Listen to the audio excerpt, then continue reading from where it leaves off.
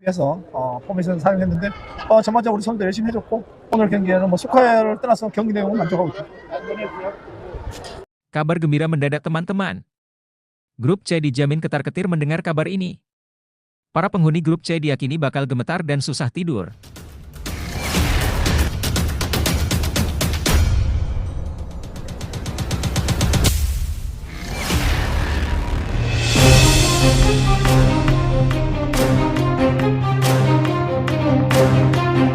Kabar gembira mendadak teman-teman.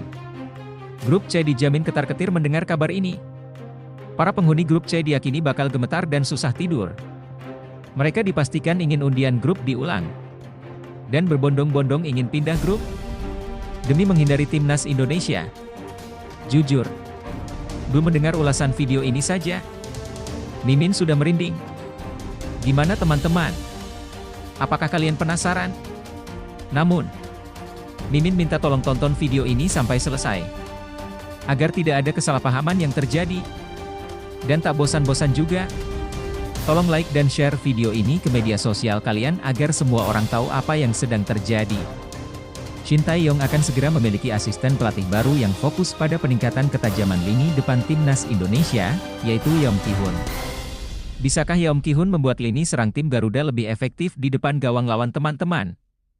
Jika melihat kembali performa dari tahun 2021 hingga 2022, ada harapan bahwa performa lini serang akan semakin tajam.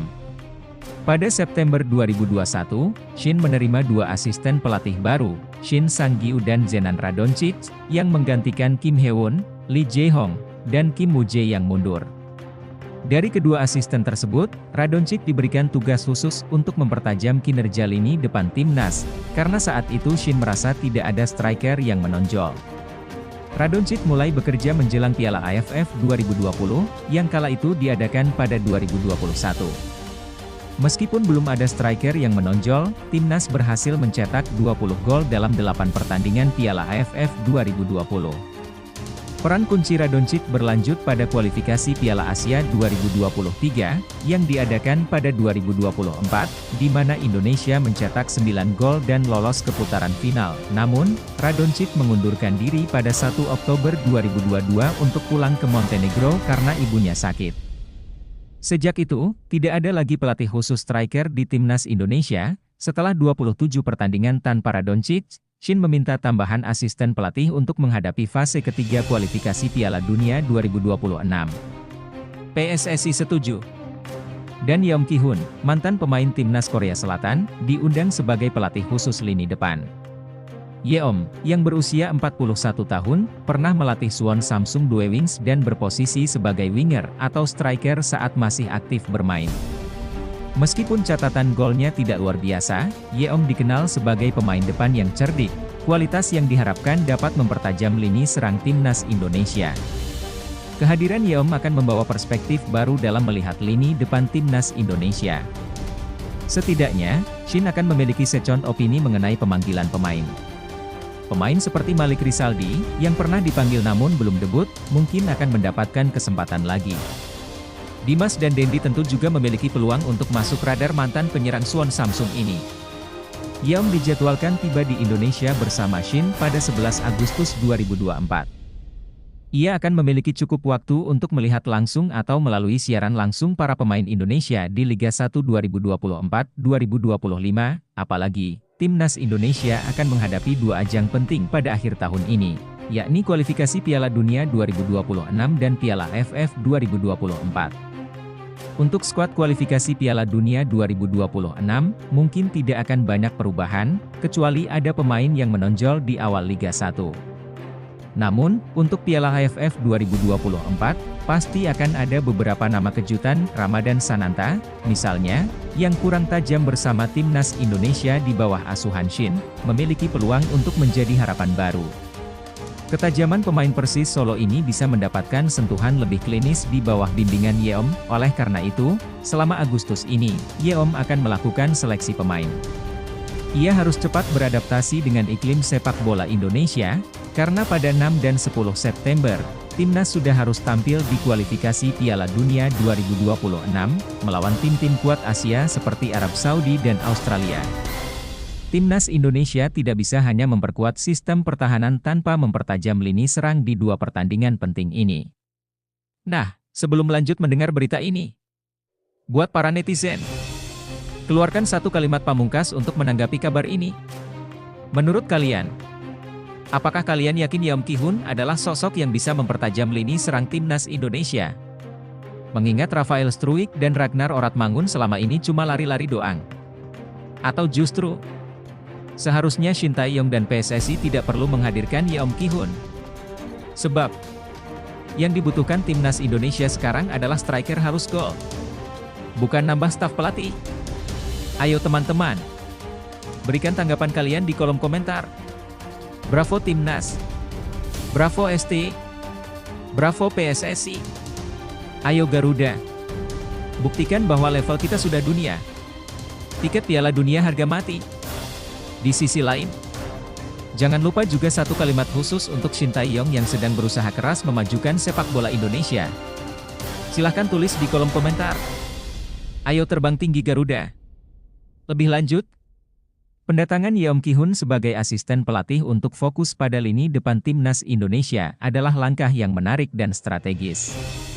Dengan latar belakang sebagai pemain depan yang cerdik, meskipun catatan golnya tidak luar biasa, Yeom dapat membawa perspektif baru yang diperlukan untuk meningkatkan efektivitas serangan Timnas, yang mungkin selama ini menjadi titik lemah. Keberhasilan Jenan Radonjic sebelumnya dalam memperbaiki lini depan Timnas menunjukkan betapa pentingnya peran pelatih khusus striker. Dengan pengalaman Yeom sebagai pemain dan pelatih di Korea Selatan, dia bisa membantu mengasah kemampuan striker Indonesia, termasuk pemain muda yang potensial seperti Ramadan Sananta.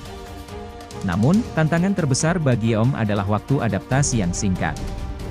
Dengan jadwal yang padat, termasuk kualifikasi Piala Dunia 2026 dan Piala AFF 2024, Yeom harus cepat memahami karakteristik pemain Indonesia dan lingkungan sepak bola lokal. Mampukah Yeom melakukan itu dalam waktu singkat? Itulah pertanyaan besar yang akan dijawab dalam beberapa bulan ke depan. Secara keseluruhan, langkah ini memberi harapan bahwa Timnas Indonesia bisa lebih kompetitif, terutama di level internasional. Namun, hasilnya akan sangat bergantung pada seberapa cepat Yeom bisa menyatu dengan tim dan memberikan pengaruh positif. Menghadapi tantangan baru di depan, ini adalah saat yang tepat bagi kita semua untuk menunjukkan semangat juang dan kerja keras. Ingatlah bahwa perubahan besar dimulai dari langkah kecil, dan setiap upaya yang kita lakukan hari ini akan membawa kita lebih dekat ke tujuan yang kita impikan dalam dunia sepak bola. Seperti dalam hidup, tidak ada kemenangan tanpa perjuangan. Jangan pernah ragu pada kemampuanmu, karena setiap kesulitan adalah kesempatan untuk tumbuh dan menjadi lebih kuat.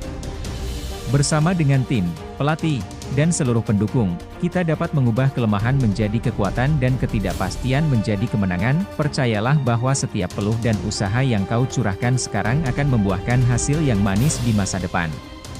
Teruslah berlatih, tetap fokus, dan jangan pernah menyerah, karena hanya mereka yang berani bermimpi besar dan bekerja keras yang akan mencapai puncak kesuksesan. Mari kita buktikan bahwa dengan tekad dan semangat, kita bisa menghadapi segala rintangan dan meraih kejayaan. Curhat Jens Raven soal pertama kali main di Indonesia. Rasa gugup di final hilang saat Indonesia Raya dikumandangkan. Hingga alasan menangis setelah laga berakhir. Mari kita bahas teman-teman. Jens Raven, penyerang tim nasional U19 Indonesia, mencurahkan isi hatinya setelah menjalani debutnya di Indonesia. Pemain yang baru saja dinaturalisasi ini pertama kali merasakan bermain di tanah air saat mengikuti Asian Cup U19 2024. Ketika pertama kali tiba di Indonesia, Jens mengalami proses adaptasi yang cukup menantang. Perjalanan di Asian Cup U19 dimulai ketika saya tiba di Jakarta 2 hari sebelum kami terbang ke Surabaya, kata Jens Raven, dikutip dari YouTube Timnas Indonesia. Saya perlu beradaptasi karena ini adalah kali pertama saya bermain di Indonesia.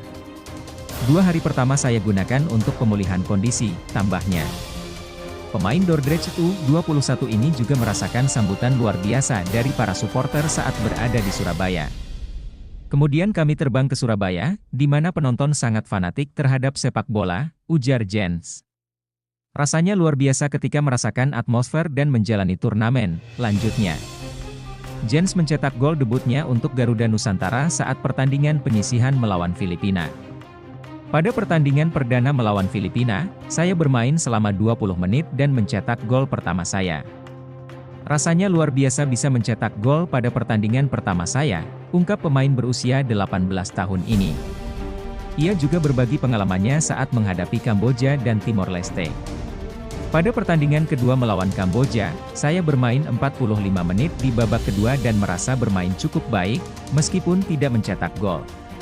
Kami tetap menang dengan dominasi penguasaan bola. Pada pertandingan ketiga melawan Timor Leste, itu adalah pertandingan yang tak terlupakan. Saya mencetak 2 gol, memberikan 3 assist, dan kami berhasil lolos ke babak semifinal, jelas Jens. Jens kemudian menjalani pertandingan derby melawan Malaysia di semifinal, yang dianggapnya sebagai lawan yang tangguh. Pertandingan melawan Malaysia sangat penting. Mereka tim yang solid dan tampil sangat baik, kata Jens. Namun, kami menang 1-0 dan semua orang sangat gembira. Saat memasuki final melawan Thailand, Jens sempat merasa gugup, namun perasaan itu hilang saat lagu kebangsaan Indonesia berkumandang. Ketika kami melaju ke final, saya merasa sangat emosional.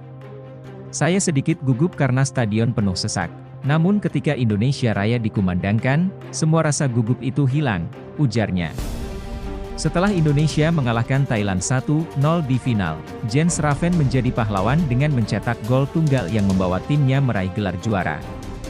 Ketika peluit akhir dibunyikan, rasanya sangat emosional.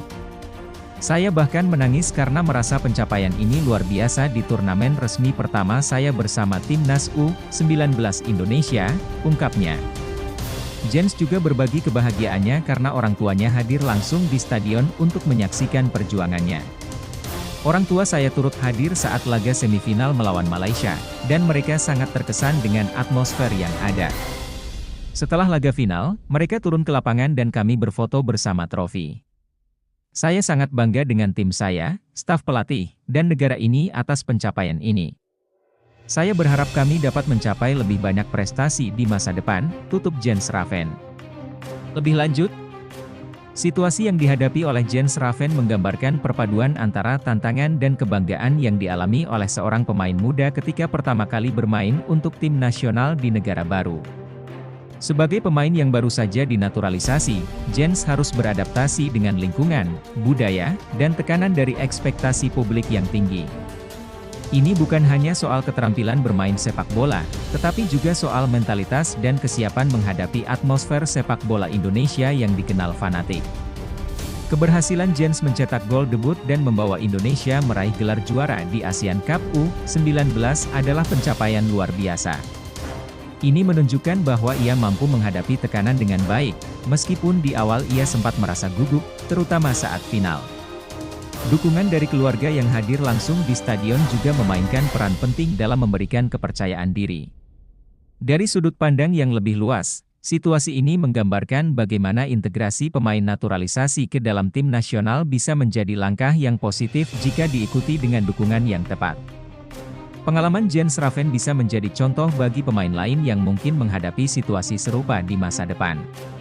Secara keseluruhan, situasi ini tidak hanya mencerminkan pencapaian pribadi Jens, tetapi juga menunjukkan potensi positif dari program naturalisasi dalam memperkuat tim nasional, asalkan pemain tersebut mendapatkan dukungan dan adaptasi yang baik. Menghadapi tantangan seperti yang dialami Jens Raven adalah bagian dari perjalanan menuju kesuksesan. Setiap langkah adaptasi, setiap momen ketidakpastian, adalah batu loncatan untuk mencapai sesuatu yang lebih besar. Ketika kita berada di lingkungan baru, rasa gugup dan tekanan adalah hal yang wajar, tetapi justru disitulah kita menemukan kekuatan sejati kita. Ingatlah bahwa setiap keberhasilan dimulai dari ketekunan dan kerja keras. Seperti Jens yang mampu mengubah rasa gugup menjadi kemenangan, kamu juga bisa mengatasi rintangan apapun yang ada di depan. Jangan takut untuk menghadapi tantangan, karena di balik setiap tantangan, ada kesempatan untuk tumbuh dan menjadi lebih baik. Tetaplah fokus pada tujuanmu, terus berusaha, dan jangan pernah ragu untuk bermimpi besar. Ketika kamu menghadapi momen sulit, ingatlah bahwa dukungan dari orang-orang yang peduli padamu, seperti keluarga dan teman, akan selalu menjadi sumber kekuatan. Dan ketika kamu mencapai tujuanmu, perasaan bangga dan kepuasan itu akan jauh lebih besar daripada semua kesulitan yang pernah kamu hadapi. Jadilah seperti Jens, yang tidak hanya berjuang untuk dirinya sendiri tetapi juga untuk tim, negara, dan orang-orang yang mendukungnya. Teruslah berjuang, dan suatu hari nanti, kamu akan melihat bahwa semua kerja kerasmu tidak sia-sia. Kesuksesan adalah milik mereka yang berani menghadapi tantangan dengan semangat dan tekad yang kuat. Kabar baik teman-teman. Ini jadwal Timnas Indonesia kumpul TC di Jakarta hingga agenda berangkat ke Arab Saudi. Nah, seperti biasa teman-teman. Sebelum lanjut mendengar berita ketiga ini, buat para netizen, keluarkan satu kalimat pamungkas untuk menanggapi kabar ini. Silahkan tulis di kolom komentar. Mari kita lanjut teman-teman. Timnas Indonesia tengah bersiap menghadapi putaran ketiga kualifikasi Piala Dunia 2026 zona Asia. Menurut asisten pelatih Timnas Indonesia, Nova Arianto, skuad Garuda akan mulai berkumpul pada 29 Agustus 2024, menjelang pertandingan pertama mereka pada 5 September 2024. Dalam laga perdana grup C tersebut, Timnas Indonesia akan menghadapi Arab Saudi di Jeddah. Setelah itu, tim asuhan Shin Tae-yong akan menjamu Australia di Stadion Utama Gelora Bung Karno, Jakarta, pada 10 September 2024. Nova Arianto mengungkapkan bahwa rencana ini masih dalam tahap perencanaan dan bisa berubah tergantung situasi. Dengan waktu persiapan yang terbatas, Timnas Indonesia diperkirakan akan berangkat ke Arab Saudi pada 1 September 2024. PSSI juga telah mempersiapkan beberapa rencana untuk memastikan performa maksimal Timnas Indonesia dalam setiap pertandingan di putaran ketiga ini. Termasuk rencana mencarter pesawat untuk laga ketiga dan keempat pada Oktober mendatang. Sementara itu, pelatih kepala Shin Tae-yong yang saat ini berada di Korea Selatan dijadwalkan kembali ke Indonesia pada 11 Agustus 2024 untuk memulai persiapan bersama tim. Dengan persiapan yang sudah direncanakan dengan matang, Timnas Indonesia diharapkan bisa memberikan penampilan terbaiknya dalam ajang kualifikasi Piala Dunia 2026 ini. Lebih lanjut, situasi yang dihadapi Timnas Indonesia menjelang putaran ketiga kualifikasi Piala Dunia 2026 zona Asia tampak cukup menantang. Dengan waktu persiapan yang sangat terbatas, hanya sekitar seminggu sebelum pertandingan pertama, tim menghadapi risiko tidak maksimal dalam mempersiapkan diri. Ini bisa menjadi kelemahan besar, terutama ketika harus menghadapi tim-tim kuat seperti Arab Saudi dan Australia yang sudah berpengalaman di level internasional. Di sisi lain, PSSI tampaknya menyadari tantangan ini dan telah membuat berbagai rencana untuk mengoptimalkan persiapan, termasuk potensi charter pesawat untuk meminimalkan kelelahan pemain saat menghadapi pertandingan-pertandingan penting. Namun, keberhasilan dari rencana-rencana ini sangat bergantung pada eksekusi yang tepat waktu dan koordinasi yang efektif antara semua pihak terkait. Kondisi ini juga menunjukkan pentingnya fleksibilitas dan adaptabilitas dalam menghadapi situasi yang dinamis. Jika tim mampu menavigasi tantangan ini dengan baik, ada harapan bahwa mereka bisa memberikan performa yang kompetitif. Namun, jika persiapan terganggu atau kurang optimal, hasil yang diharapkan mungkin sulit dicapai. Menghadapi tantangan besar selalu membawa peluang untuk tumbuh dan membuktikan diri. Meskipun persiapan timnas kita mungkin terbatas, ingatlah bahwa semangat juang dan determinasi bisa mengatasi banyak hal. Setiap pemain memiliki kesempatan untuk menunjukkan keberanian dan kemampuan terbaiknya di lapangan, tidak hanya untuk diri sendiri, tetapi juga untuk bangsa. Ingat, setiap langkah kecil menuju kesuksesan dimulai dari keyakinan bahwa Anda bisa mengubah situasi sulit menjadi kemenangan. Tetap fokus, saling dukung, dan jangan pernah menyerah. Kalian adalah harapan bangsa, dan di dalam setiap perjuangan ada kebanggaan. Percaya pada diri sendiri, terus berjuang, dan buat kami semua bangga. Timnas U17 Indonesia masih seleksi, Nova Arianto ungkap satu masalah. Pelatih Timnas U17 Indonesia, Nova Arianto, menyoroti banyak aspek yang perlu ditingkatkan dari para calon pemain Garuda Asia. Nah, seperti biasa teman-teman, sebelum lanjut mendengar berita keempat ini, buat para netizen, keluarkan satu kalimat pamungkas untuk menanggapi kabar ini. Silahkan tulis di kolom komentar. Mari kita lanjut teman-teman. Saat ini, Nova masih memimpin proses seleksi untuk memperkuat Timnas U17 Indonesia. Tim ini tengah dipersiapkan untuk menghadapi kualifikasi Piala Asia U17 2025, dengan tujuan utama membawa timnas berlaga di level Asia. Sebelumnya, Piala ASEAN U16 2024 telah menjadi ajang bagi tim pelatih untuk melakukan evaluasi menyeluruh. Nova Arianto menjelaskan bahwa membangun timnas kelompok umur memiliki tantangan tersendiri, terutama karena para pemainnya masih muda dan minim pengalaman. Di usia tersebut, mereka sedang dalam tahap perkembangan, dan pelatih harus teliti dalam mengidentifikasi bakat yang ada. Ini tentu menjadi tantangan besar bagi saya. U16 merupakan tahap awal perkembangan mereka sebagai pemain sepak bola, kata Nova Arianto. Mantan pemain timnas Indonesia ini menambahkan bahwa proses menjadi pemain profesional masih panjang. Meskipun beberapa pemain sudah menimba ilmu di sekolah sepak bola, SSB, mereka tetap memerlukan perhatian khusus. Hal ini membuat pelatih timnas harus mengasah dasar-dasar sepak bola bagi semua peserta seleksi calon pemain timnas U17 Indonesia. Mungkin mereka sudah belajar sejak usia 9, 10, atau 12 tahun, tetapi penanganannya masih kurang. Ini yang harus kita perbaiki, lanjut Nova. Nova juga menilai bahwa tugas pelatih timnas kelompok umur adalah mempersiapkan generasi terbaik yang nantinya akan promosi ke timnas senior. Tim pelatih dituntut untuk menghasilkan pemain-pemain yang memahami apa yang dibutuhkan oleh timnas. Itu menjadi tugas saya. Kita membentuk pemain dari dasar, sementara di tim U19, U20, U23, atau senior, tugasnya lebih mudah. Tapi di U16, tugas kita adalah memperbaiki masalah, melakukan scanning, dan lain-lain, pungkasnya. Lebih lanjut, situasi yang dihadapi timnas U17 Indonesia dan pelatihnya, Nova Arianto, mencerminkan tantangan umum dalam pengembangan sepak bola usia muda. Para pemain di kelompok usia ini seringkali kurang pengalaman, sehingga proses pembelajaran dan adaptasi menjadi krusial. Pelatih harus memperhatikan perkembangan teknis dan mental mereka agar bisa bersaing di level internasional. Meskipun beberapa pemain sudah mendapatkan pelatihan dari sekolah sepak bola, seringkali mereka masih kekurangan keterampilan dasar. Ini menjadi tugas pelatih untuk membenahi kekurangan ini dan membangun fondasi yang kuat. Evaluasi menyeluruh seperti yang dilakukan di ASEAN Cup U16 sangat penting untuk memahami kekuatan dan kelemahan pemain. Proses seleksi yang teliti membantu menemukan dan mengembangkan bakat-bakat yang bisa bersinar di masa depan. Fokus pada persiapan jangka panjang untuk promosi ke timnas senior menuntut pelatih untuk tidak hanya membangun tim yang kompetitif, tetapi juga mengembangkan pemain dengan pemahaman mendalam tentang kebutuhan timnas di tingkat yang lebih tinggi. Secara keseluruhan, situasi ini menyoroti pentingnya pendekatan sistematis dan berkelanjutan dalam pengembangan pemain muda.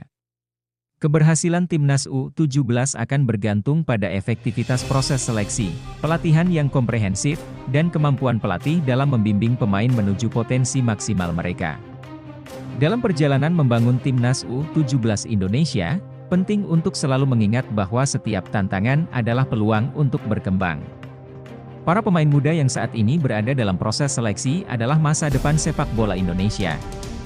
Meskipun mereka mungkin masih kurang pengalaman, semangat dan dedikasi mereka untuk belajar dan berkembang akan menentukan kesuksesan mereka di masa depan. Pelatih, sebagai pembimbing mereka, memiliki peran krusial dalam mengasah bakat dan membentuk karakter pemain. Setiap sesi pelatihan, evaluasi, dan perbaikan adalah langkah menuju pencapaian yang lebih tinggi. Dengan kesabaran dan kerja keras, tim ini bisa menjadi kekuatan yang tangguh di tingkat Asia dan global. Untuk para pemain, jangan pernah meremehkan setiap usaha dan latihan yang dilakukan. Setiap langkah kecil menuju perbaikan adalah investasi besar untuk masa depan. Teruslah berlatih dengan tekun, belajar dari setiap pengalaman, dan berikan yang terbaik di setiap kesempatan. Keberhasilan tidak datang secara instan, tetapi dengan kerja keras dan komitmen, impian untuk bermain di level yang lebih tinggi akan menjadi kenyataan. Semangat dan determinasi adalah kunci utama. Teruslah berjuang, dan masa depan cerah akan menanti di depan. Media lokal Blackpool sambut Elkan Bagot. Tambah kedalaman, cadangan dulu, starter kemudian. Elkan Bagot menghadapi tantangan besar di Blackpool FC dengan persaingan ketat dari rekan satu timnya, yang membuatnya diprediksi belum akan langsung masuk dalam starting 11. Nah, seperti biasa teman-teman, sebelum lanjut mendengar berita keempat ini, buat para netizen, Keluarkan satu kalimat pamungkas untuk menanggapi kabar ini. Silahkan tulis di kolom komentar. Mari kita lanjut teman-teman. Dipinjamkan oleh Ipswich Town dengan harapan mendapatkan waktu bermain yang lebih banyak, Bagot justru berisiko tidak mendapatkannya di Blackpool.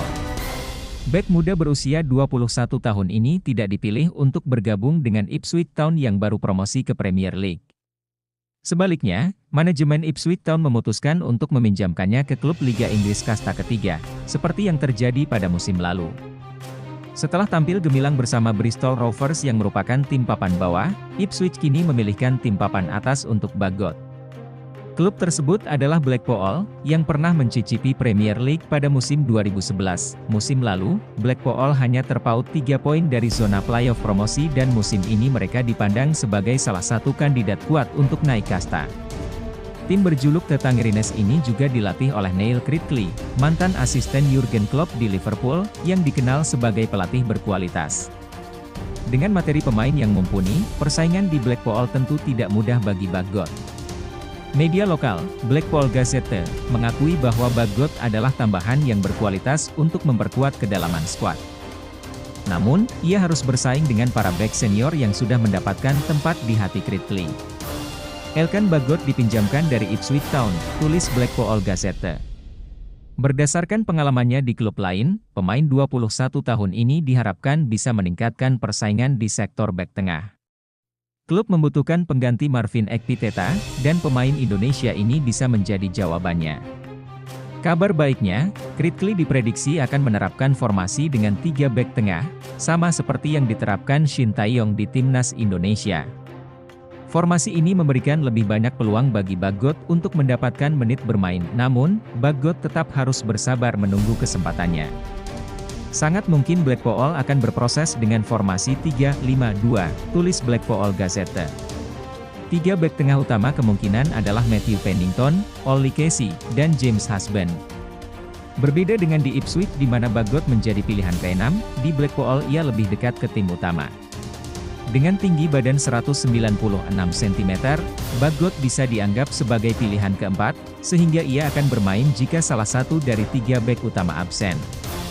Diharapkan, Bagot juga tetap bersedia membela timnas Indonesia dalam agenda kualifikasi Piala Dunia 2026 bulan depan. Lebih lanjut, situasi yang dihadapi Elkan Bagot di Blackpool menunjukkan tantangan umum yang dihadapi pemain muda yang ingin menembus tim utama, terutama di klub yang memiliki ambisi promosi. Bagot memiliki kemampuan dan potensi besar, yang sudah ia tunjukkan di klub sebelumnya, tetapi persaingan di tim yang lebih ambisius seperti Blackpool berbeda level. Posisi Bagot sebagai bek keempat menunjukkan bahwa dia berada di jalur yang lebih baik dibandingkan saat di Ipswich, di mana ia berada lebih jauh dari tim utama. Namun, menjadi bek keempat artinya dia masih harus menunggu kesempatan, misalnya, ketika ada cedera atau rotasi pemain, Bagot berada di lingkungan yang sangat kompetitif, yang sebenarnya bisa menjadi kesempatan bagus untuk perkembangan karirnya. Jika dia bisa memanfaatkan setiap kesempatan bermain dengan baik, bahkan dari bangku cadangan, itu bisa memperkuat posisinya di tim utama. Selain itu, bermain di klub yang lebih ambisius seperti Blackpool bisa menjadi batu loncatan penting jika dia berhasil membuktikan dirinya, namun, situasi ini juga mengandung risiko, terutama jika Bagot tidak mendapatkan waktu bermain yang cukup. Hal ini bisa menghambat perkembangannya dan memengaruhi peluangnya untuk tampil di tim nasional. Kesabaran, kerja keras, dan kemampuan untuk terus belajar dari pemain senior akan menjadi kunci bagi Bagot untuk sukses di Blackpool. Tetaplah percaya pada dirimu sendiri, Elkan.